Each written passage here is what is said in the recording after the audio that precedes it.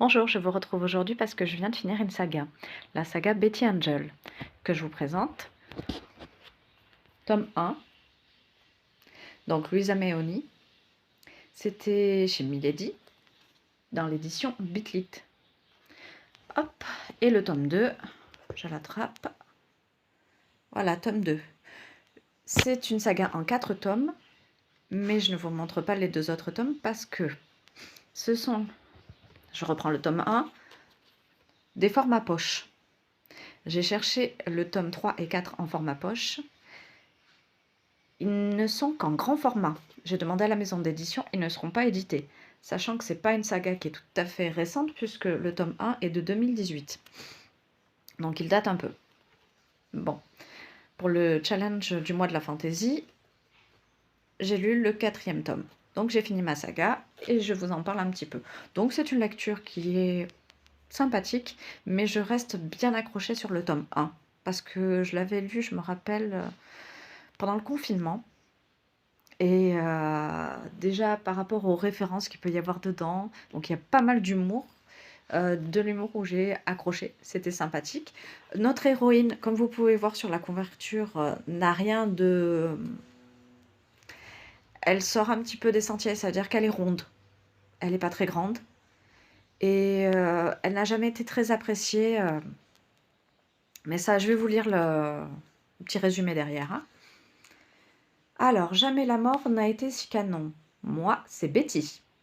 J'ai passé ma vie à jouer les bonnes poires, pour finir noyée dans mes toilettes.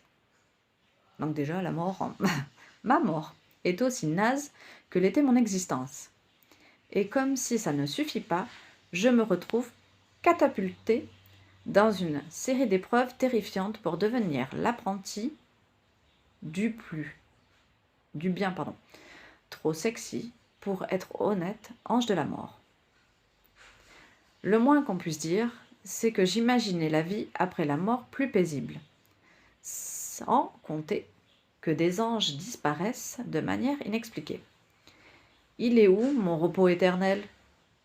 Et pourquoi ai-je l'horrible pressentiment que ces disparitions ont un lien avec moi? Alors après, ouais non, il y avait marqué effectivement un très grand coup de cœur, un véritable pépite à découvrir. Alors c'est vrai que le tome 1, moi, ça m'avait bien plu. Après, quand on avance dans la saga, effectivement, ça part un peu... Alors nous retrouvons avec des dieux, des anges, l'enfer, le paradis. Effectivement, comme vous avez pu vous entendre, sa mort est un peu... Elle meurt dans ses toilettes, quoi. La fille fait tout pour les autres. Donc on peut se retrouver dedans, quoi, en fait. C'est ça qui est sympa, c'est qu'elle n'est pas hyper sexy, hyper canon, la super gonzesse. Mais ça peut être nous. C'est la fille ronde, pas très grande, qui est discrète et qui est toujours là pour les autres. Et là, elle se retrouve au cœur de l'histoire. Et il y a des révélations sur ses origines, que pour elle, elle ne pensait pas... Pour elle, elle était la fille banale qui vivait avec sa grand-mère et ses chats. Après, il y a des références, mais moi, voilà, ça prête à sourire. Ça fait, voilà, c'est la fille qui est restée dans son petit monde, dans son petit cocon, son petit univers, son petit chez elle, qui se retrouve au milieu d'un monde. Elle atterrit, quoi. Donc, ça n'a rien d'extraordinaire. C'est pas une grande saga. C'est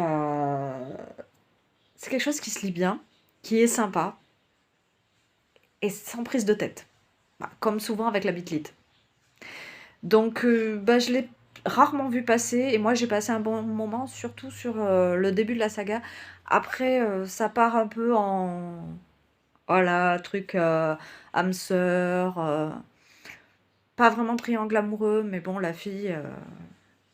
Je vous en dis pas plus, je veux pas vous spoiler. Mais voilà, j'ai fini une saga, je suis contente, je vous le partage. Et ben à bientôt. Salut!